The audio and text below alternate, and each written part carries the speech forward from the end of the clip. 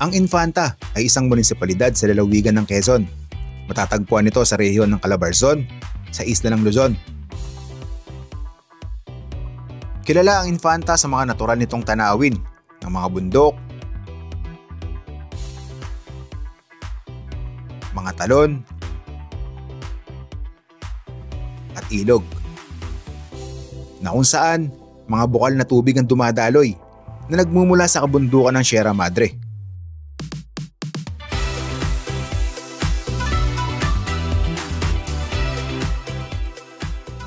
Kaya sa bidyong ito, dadalhin ko ulit kayo sa isang masayang paglalakbay na puno ng magagandang tanawin.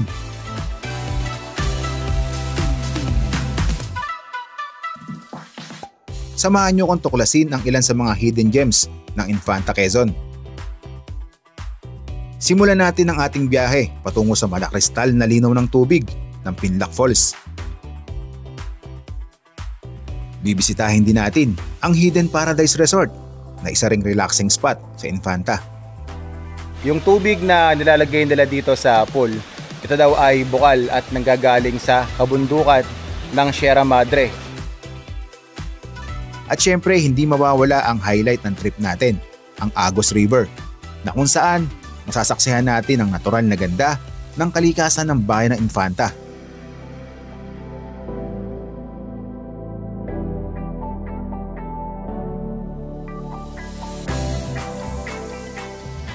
Pero bago natin simulan ang ating biyahe, ibabahagi ko muna sa inyo ang natuluyan nating beach resort dito sa Real Quezon.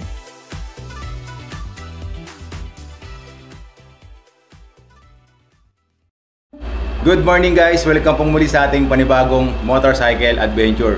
Dito na tayo nakapag-overnight stay sa bayan po ng Real Quezon pagkatapos nating baybayin ang kahabaan po ng Marilaki Highway. So ito yung tinulugan natin dito sa Paninap Beach Camp 2. So dito sa room na tinulugan natin, merong isang malaking bed.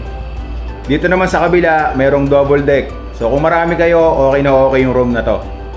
Air condition din yung kwarto na to, kaya siguradong marirelax yung tulog ninyo. Meron ding electric fan para mas kumakalat yung lamig dito sa buong kwarto. Okay din yung CR nila dito. Malakas yung tubig nila. Ang bayad po natin dito sa room for overnight dito po sa Paninap Beach Camp 2 ng Real Quezon ay 1,500 pesos. At kung gusto nyo namang maligo, merong dagat dito sa Paninap Beach Camp. So puntahan natin para makita nyo rin.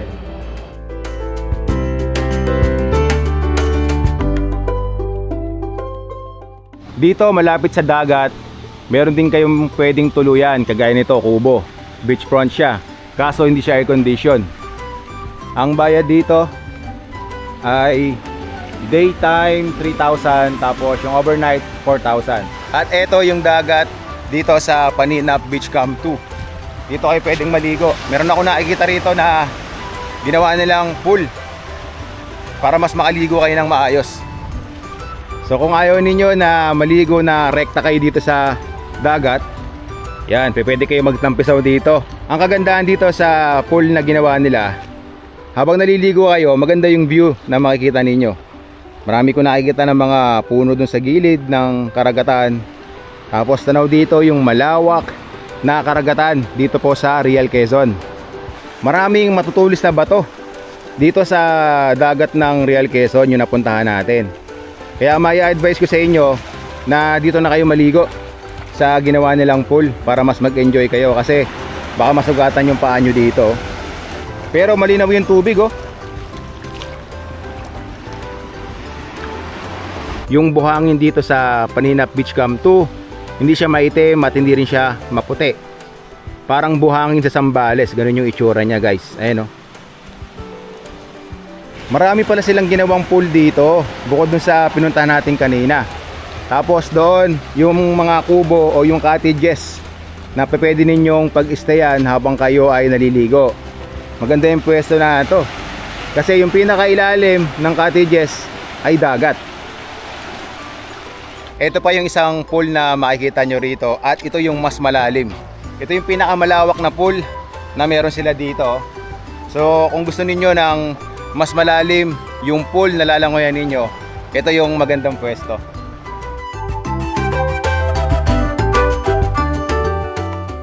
meron silang ginawa dito na parang tulay at pwede kayong maglakad hanggang dun sa dulo. Kapag naglalakad na kayo dito sa tulay, makikita ninyo sa ilalim yung karagatan. And pwede pa tayong dumiretso hanggang dun sa pinakadulo.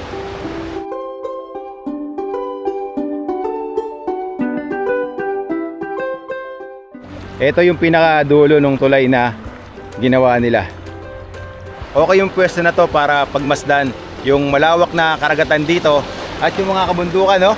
Okay din to para sa picture dahil ang ganda ng background sa picture ninyo.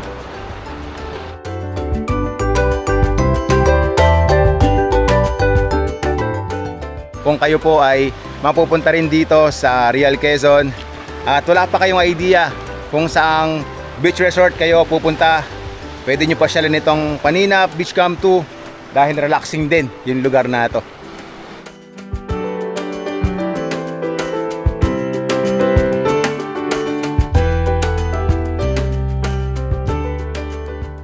At kung makaramdam naman kayo ng gutom, dito sa Paninap Beach Camp 2 meron silang restaurant. Ito yung pangalan, Paninap 2 Restaurant and Event Place. So dito tayo kakain.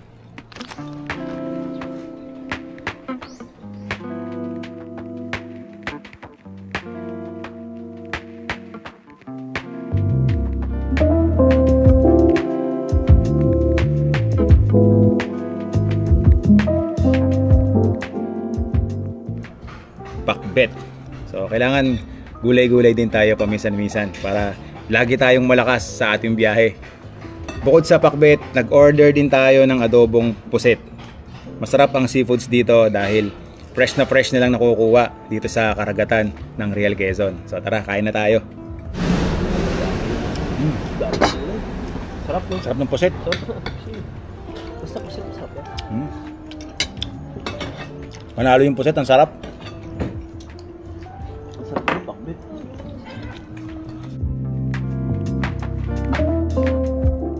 Dito sa Paninap, available din ang dessert. Ito yung napili natin, mais kong yelo. Bagay na bagay sa init na panahon ngayon dito sa Real Quezon.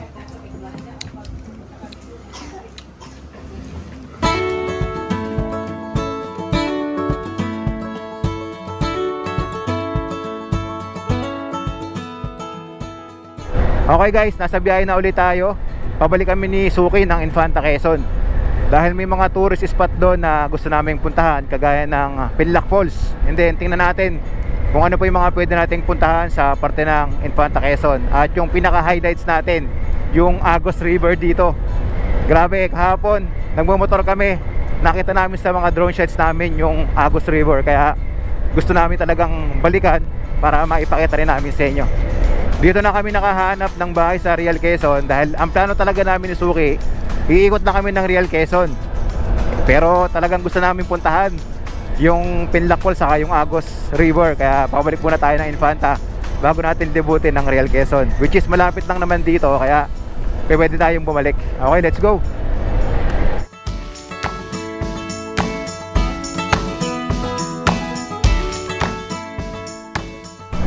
Mabuhay ka Infanta. Alright, so pagkatapos nating daanan ang Real Quezon, kalsadaan ulit ng Infanta Quezon ating binabaybay papunta sa ating destinasyon, Pinlac Falls.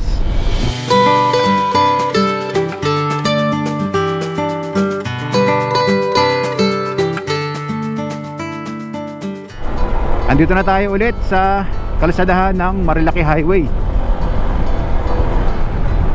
Dito rin tayo dumaan nung nakaraang episode natin. So kung babalik din kayo ng Infanta at plano nyo din puntahan ng Pinlac Falls, dadaan din kayo dito sa Marilaki Highway. Ma-experience nyo ulit yung malulupit na mga kurbadahang kalsada rito na part ng Infanta Quezon.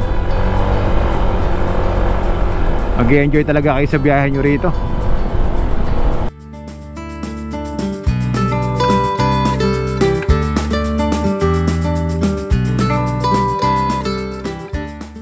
Alright, ahon. Taas na ito. Woo! Ang lamig, sarap ng simoy ng hangin. Nagsisimula na ulit kumulimlim ang kalangitan at may pag-ambo na, no?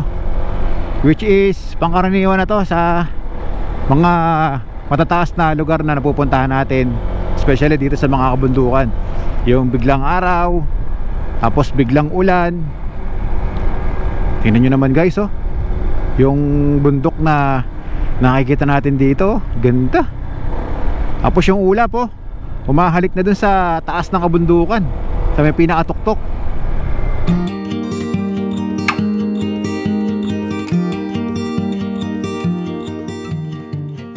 Binuhusan na tayo ng malakas na ulan. Kung kailan malapit na tayo sa spot na pupuntahan natin. Pero kung mapapansin natin yung sikat ng araw doon, maliwanag kumpara dito sa dinadaanan natin ngayon, no? Talagang madilim ang kalangitan. So posible na maya maya hihinturin yung ulan na yan. Kapag kayo ay andito na rin sa mga ganitong klaseng lugar, posible na ganito rin yung maranasan ninyo na panahon habang nasa biyahe kayo. Minsan maganda, maliwalas, pero mas madalas, especially ngayong bare months, mas madalas yung matitsyempo nyo na maambon at maulan.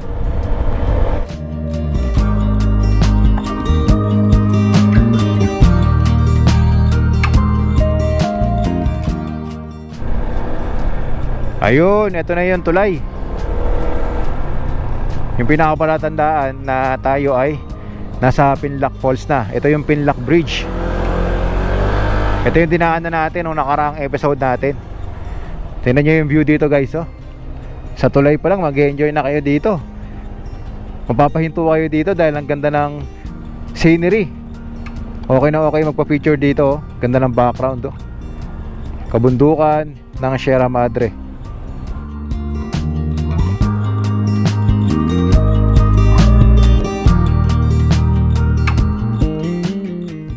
Dito sa kabilang tulay natin makikita yung waterfalls. Pero para makalapit tayo doon, kailangan nating pumasok. Yun yata yung pinaka-entrance papunta ron sa may waterfalls. Okay, let's go. Bago pa tayo buhusan ulit ng malakas na ulan, yan, umaambon na ulit.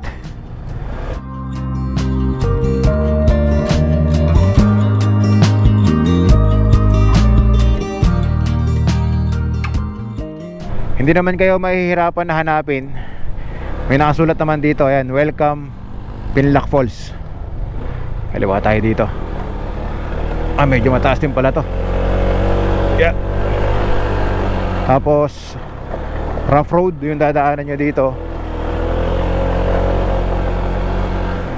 Yan. Malilim din, oh. May mga puno din ng pine trees. Ayos yung lugar na to, oh. Daming puno.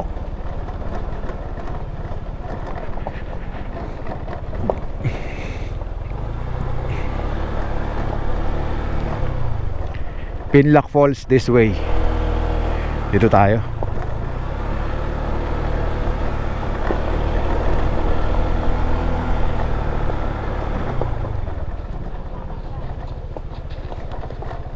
Oh, may basketball court pala dito. Yeah. Ayun, Pinlock Falls. This way again. Papasok pala tayo sa isang maliit na daan. Ay karaan po. Ito pala yung papasukan natin dito. Maliit na daan. Saan kaya yung pinaka-parking nila dito? Ayun, ito. May nakaparadang motor. Ayun, Suzuki. Ang entrance fee nga pala dito sa pagpunta ng Pinlock Falls ay 50 pesos per head. Katapos yung magbayad, diretso na kayo dun sa waterfalls.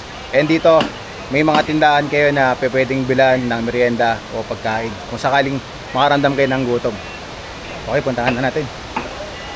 Ito naman yung lalakaran nyo rito, papunta roon sa waterfalls. So malapit lang dun sa mismong pinaka-parking area nila.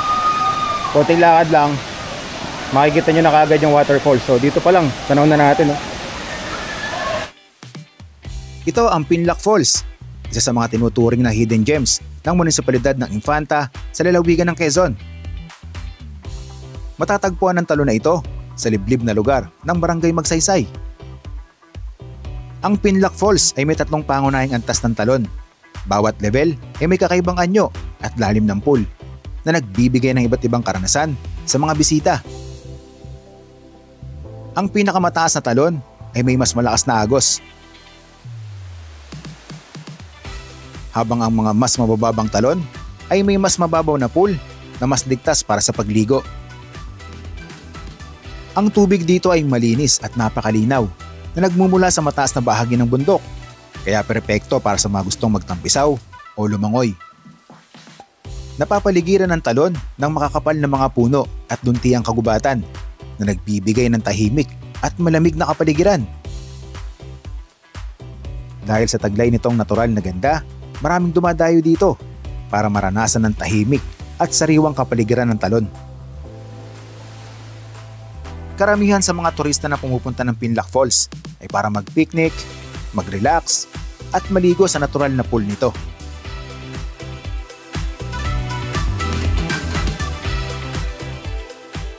Kaya kung isa kang nature lover at adventure seeker, kailangan mong bisitahin ang Pinlock Falls.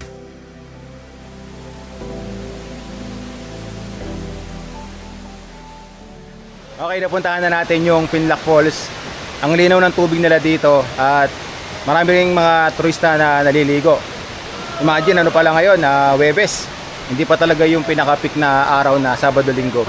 Pero dinarayo talaga ng mga turista dito sa Infanta Quezon. So punta na tayo sa susunod nating destination dito sa Infanta Quezon.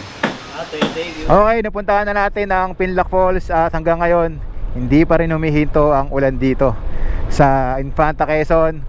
Papunta kami ngayon sa susunod na tourist spot dito sa Infanta Quezon. Ito po yung tinatawag nila na Hidden Paradise. So mula doon sa Pinlock Falls, sabi nung nakausap natin, nasa 5 minutes lang yung mamotorin natin at mararating na natin yung spot. Okay, let's go!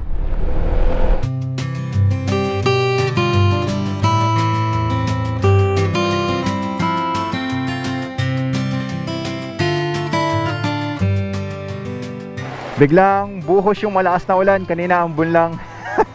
Kaya napahinto kami ni Suki muna dito sa gilid ng daan. Meron tayong nasilungan. Si Suki, ang lamig ng panahon dito, basang-basa tayo ng ulan. Patila muna tayo ng ulan, then puntahan na natin yung Hidden Paradise.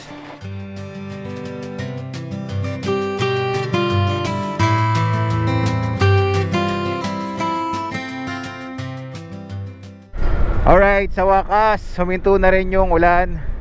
Maitutuloy na natin yung biyahe natin papunta sa Hidden Paradise. May nakikita ako dito na banderitas. Ito na yata yung Hidden. Ayun, ito na nga, Hidden Paradise Resort. Saan yung daan dito? Ah, ito, kakanan tayo. Mag-ingat, sharper, matatalim na kurbada. Ah, matalim daw kurbada rito. So yung mga pupunta rito, pinag-iingat. Ay, oo nga, steep nga yung daan. Alright, taas pala. Woo! Yun. Sa part na yun, mag-iingat po tayo, no? Talagang sheting-shete yung kurba. Pero tinanin nyo guys, oh, yung mga dadaanan nyo dito, mapuno din. Tapos pasikip na pasikip yung daan. Blind spot. Yeah. Hindi rin ganun kaganda yung kondisyon ng daan dito.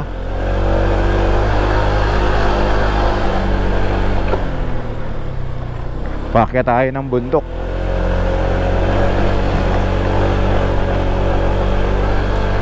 Ayun, nakikita ko na yung pinaka-entrance nila. Ayan, welcome to Hidden Paradise Resort, Nature's Gift Mountain Resort. Okay, tingnan natin kung anong meron dito. Alright, Narating na po natin yung pinaka-entrance nitong Hidden Paradise. At dito, magbabayad tayo ng entrance fee. Kailangan nyo mag-log. And then, magbabayad tayo ng 50 pesos per head. Then after that, pwede na tayong makapunta doon sa pinakapaliguan dito sa Hidden Paradise. Okay, tara, puntahan na natin. Dito pala mismo yung pinaka parking area nila. Ayan. Marami din tayong nakikita rito ng mga motor, tapos sasakyan. Maayos din, malawag din yung parking area nila dito.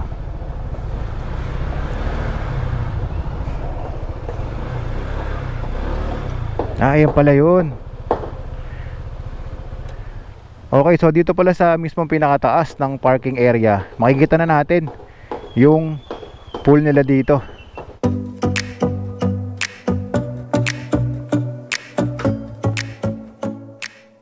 Mula doon sa parking, kailangan nating maglakad para makalapit tayo doon sa pinaka-pool nila dito. Lapit lang. Konting lakad lang at makikita nyo na. Ito ang Hidden Paradise Resort na matatagpuan din sa Barangay Magsaysay, Bayan ng Infanta, sa Quezon.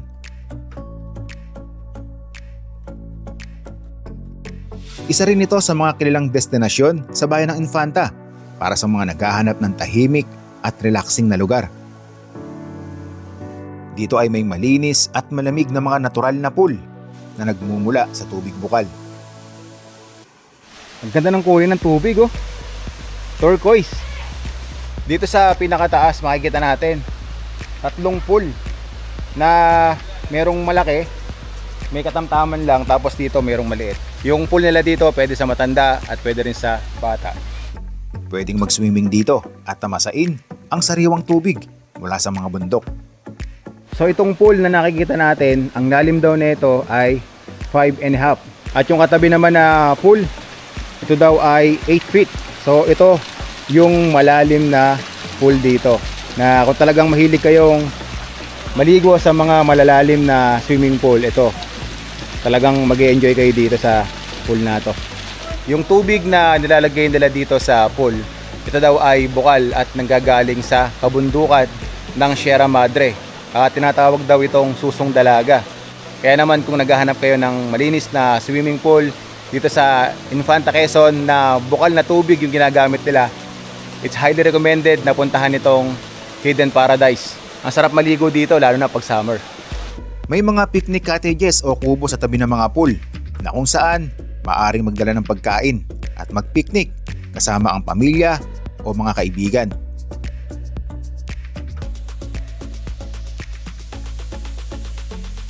Dito sa kabila mayroon pang pool. Tapos sa kagandahan, meron na umaagos na bukal na tubig dito na nagmimistulang waterfalls. Dalawa yung pool na magkadikit na nakikita ko rito. Ito tapos doon.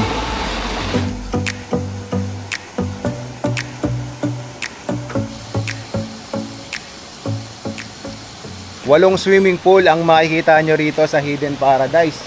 So dito sa bandang dulo, meron pang 3. Ito yung isa sa gitna, tapos doon meron pa, oh. Imagine, 8 swimming pool ang pwede ninyong pagpilian dito sa Hidden Paradise. Kaya masasabi ko na sulit na sulit ang magiging bakasyon nyo rito kung kayo ay naghahanap ng payapang lugar, yung nakapalibot ang mga puno at kabundukan, tapos sariwang tubig pa yung lalangoyin nyo sa mga ginawa nilang swimming pool dito. Para naman sa mga adventure seekers, meron dito na pwedeng akyatin upang marating ang mataas na spot para makita ang magandang view ng kagubatan at kabundukan na nakapaligid sa resort.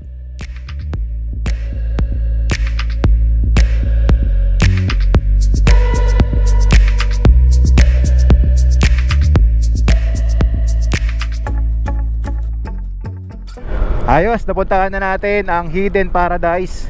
At isa po yan sa mga pwede ninyong puntahan dito sa Infanta Quezon. Marami pa kayong pwedeng pagpilian ng mga tourist spot dito sa Infanta Quezon. So ngayon, pupuntahan na natin yung pinaka-highlights na ginagawa nating paglalakbay dito sa Infanta Quezon. At ito nga po ang Agos River. Wow, tingnan nyo yung kalsada na dinadaanan natin, no? Nagsisimula na din kumapal yung fog. Makikita natin dun sa mga puno ng pine tree. Yun, no? Woo! May mga pagkakataon din pala na nababalutan ng makapal na fog yung kalsada na dinadaanan natin.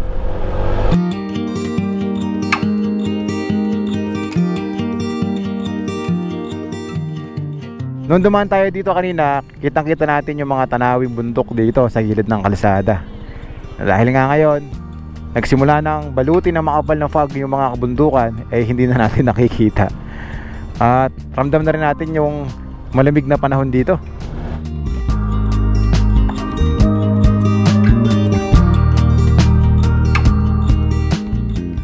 Tingnan ninyo kung gaano kakapal yung ulap doon sa kabundukan, no? Wow! Look at the view! The scenery na makikita nyo rito. Woohoo! Ito yung dinaanan natin kahapon. Natsyempohan natin na makapal yung ulap sa kabundukan dahil nga kakatapusan ng ulan.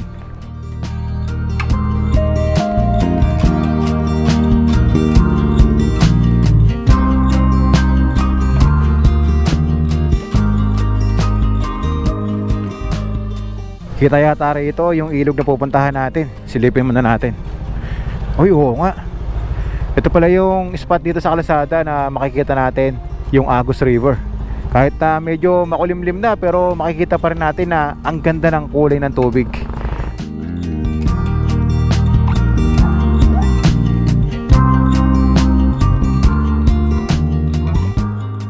Andito na ulit tayo sa pinakamababang bahagi ng kalsada na dinadaanan natin. At dito natin pwedeng masilip ang Agus River. Yan, dito tayo sa may Love Resort. Yan, pag nakita nyo yung Love Resort, pasok kayo dito.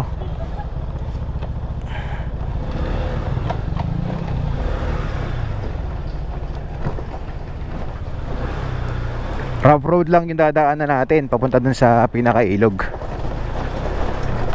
Pero passable naman. Yun guys, oh. Ito na yung Agus River. Wow. Dito pa rin nakapwesto yung mga cottages na nakikita natin sa pinakataas. Oh. Alright. Narating na natin ang Agus River. Tingnan nyo naman ang kalangitan, makulimlim na. Pero umaangat pa din yung magandang kulay ng ilog dito sa Agus River. At narating na nga natin ang isa pa sa mga kilalang tourist spot dito sa bayan ng Infanta, Quezon, ang Agus River.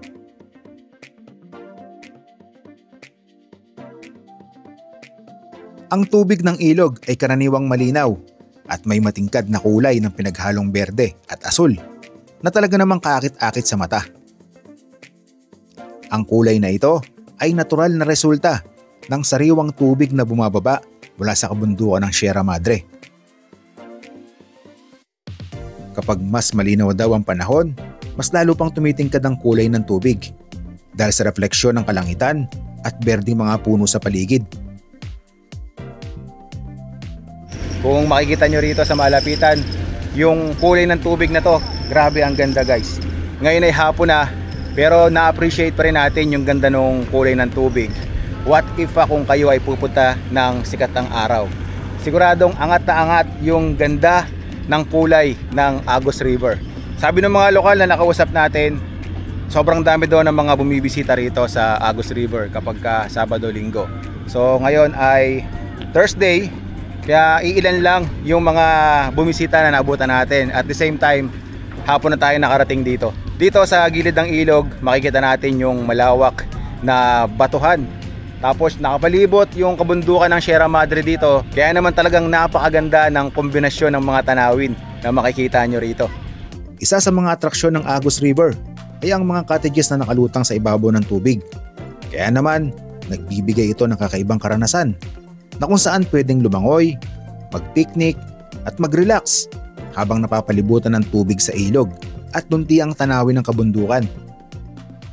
Okay, ngayon kasama natin si Kuya Vincent, isang lokal dito sa Infanta, Quezon. So Kuya, kung halimbawa merong gustong turista na rentahan yung floating cottage ninyo, magkano po yung renta? 1,500 po lang. 1,500 pesos. Kapag inarkila ninyo yung floating cottage dito sa Agus River, eh pwede na lang kayong dalhin doon sa mismong pinakagitna. Oo, At doon sa pinakagitna, eh pwede na silang maligo. So sabi ni Kuya, yung lalim daw ng Agos River, humigit kumulang daw sa 8 talampakan, yung pinakagitna. So yung pinakadulo lang daw yung dapat nating pag-ingatan dito dahil inaabot daw yon ng mahigit 10 talampakan. Bukod po sa ito yung nagiging kabuhayan ninyo na nagpaparenta kayo ng mga floating cottages, nakakahuli din po ba kayo dito ng mga isda? Madami po ditong nahuli katulad ng tilapia, yung mga karpa, saka yung mga banak. Tapos may mga agat din. Marami sari-sari ding isda na rin. Yun. Meron din ako nakikita rito Kuya Vincent na mga cottages dito sa lupa. So kung dyan, arkilahin naman ng mga turista, magkano naman po ang pwede lang ibayad? 500 po lang sa simula umaga yun hanggang hapon. So kung gusto nyo naman na mag-overnight stay dito sa Agos River, sa mga kubo nila, ang bayad naman daw ay 1,000 pesos Hanggang 1.5. hanggang 1,500. Depende sa size ng kubo na arkilahin nila. Kung sakaling gusto nilang magpaluto, pwede naman sa inyo. Pwede rin po magpaluto dyan. Ano naman po yung mga pagkain na pwedeng iluto dito? May dong manok, may baboy, may isda. Alin po dyan yung floating cottage ninyo? Yung floating po namin, yung orange flag po kami. Itong kulay orange. Dalawa. Tatlo po yan, tatatlo lang. Ito tatlo na to. So ito pala yung kila Kuya Vincent. So kung sakali na mapapasyal kayo dito sa Agos River, yan, pwede kayo dito sa orange flag ni Kuya Vincent. At makikita nyo naman, ang bait ni Kuya Vincent na kausap. Aalagaan kayo ni Kuya Vincent dito sa Agos may mga River. lifeguard dito, hindi kayo May mga lifeguard din ano?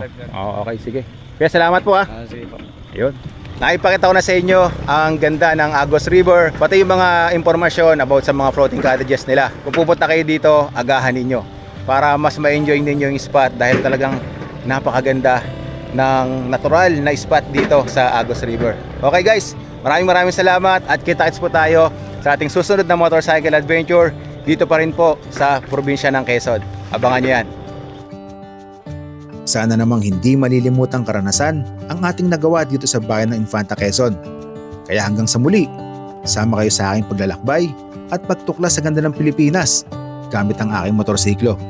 It makes me wonder.